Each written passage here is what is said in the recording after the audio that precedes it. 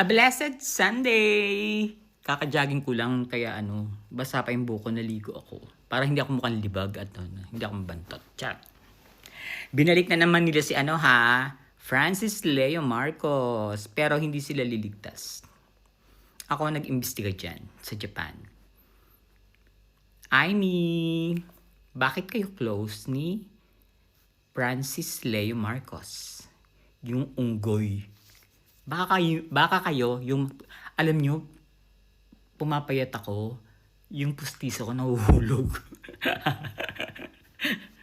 Bakit ka mahihiyan sabing pustiso ko? Diyos ko. Wala akong pakialam. Basta hindi mabawang hining ka nung lumalabas sa bunganga ko. Charles. Tapos nasirain ang ipin ko dito. Baka maging kamukha ko si Francis Leo Marcos. Diyos ko, nakakatakot. Ang pangit pa naman nun. Ako yung nag-ano dyan. Kung naka-follow kayo sa akin nung pandemic, nung nagkaroon kami ng gulo ni Banat Bay, may isang Pilipina akong inaway dyan na kaibigan nila Mocha. Taga Davao yon. Taga Davao. Kasama ni Francis Leo Marcos sa bahay. Doon ako naloka. Ngayon parang ina-analyze ko, parang may something. Pero sure ako na si Aimee Marcos ay close kay Francis Leo Marcos. Kasi nung time na inimbestigahan ko yan, meron yung bahay na palipat-lipat ng bahay yan eh. Si Unggoy. Yung bahay na may swimming pool sa Valle Verde, isa rin yung sa inupahan niya. Kasi nawala yung na-report yung page ko nila, inis ako eh. Ang dami kong pasabog sana dun ngayon. Yung babaeng taga Davao na yan, nakaaway ko, nandun siya sa bahay na yun sa Valle Verde. Samantalang nung kaaway ko siya, nasa Japan siya, nagulat na lang ako, isang araw, nakita ko siya sa, madalas mag-live yan, di ba si Unggoy? Nakita ko siya sa bahay, sa live. Napadaan siya, hindi niya siguro napapansin na nagla-live si... Nahuhulog na naman yung pustiso ko, okay. Maluwag na siya. Baka naman pwede niyo akong sponsor ng pustiso. Charot. Ituloy na natin.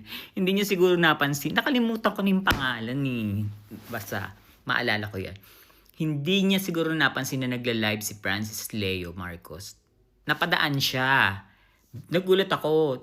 Ko pa nga yun, na-screenshot ko pa yun. Wala na kasi yung phone ko na yun. Kakalkalin ko yan. Pero ito ang sigurado ko. Si Francis Leo Marcos ay close kay Aimee Marcos. Nung time na iniimbestigahan ko yan, meron akong nakausap na taga-Japan na nagpunta na umuwi ng Pilipinas. Pinauwi ni Francis Leo Marcos. Ilan sila mga leader ng mga Filipino community sa Japan. Tapos magbi-business daw kasi pinangakuan sila ng business ni Francis Leo Marcos. So nagmeeting sila sa Pilipinas doon sa Valle Verde, sa bahay na yon. At nakita raw nila yung kapatid ni Madam Imelda Marcos. Pinakilala pa raw sila ni Francis Leo Marcos dun sa kapatid ni Madam Imelda.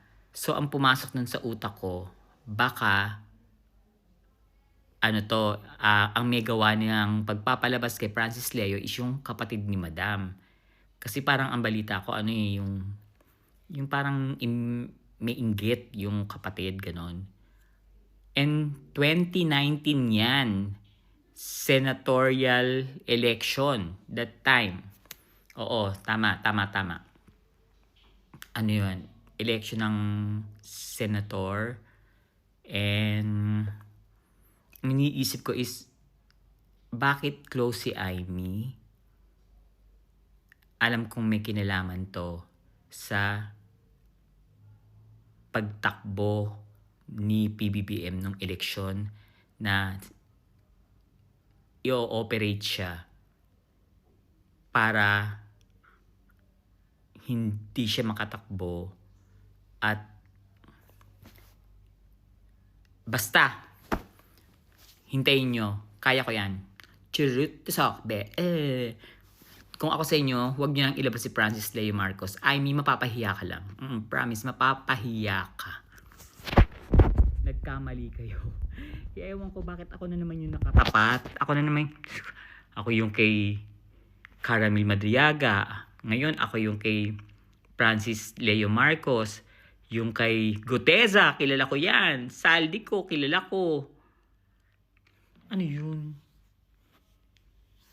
Kinilabutan nga ako, napanood ko yung video na yun. O siya, hiningil ako. Pero natutuwa ako kasi 180 na lang ang aking blood sugar. Chirut to sokbe. Chabi, magnanako ka. Tara, magnanako ka. Hindi ko lang magnanako. Pulutin mo nga yung basura dito, Sarah. Charap.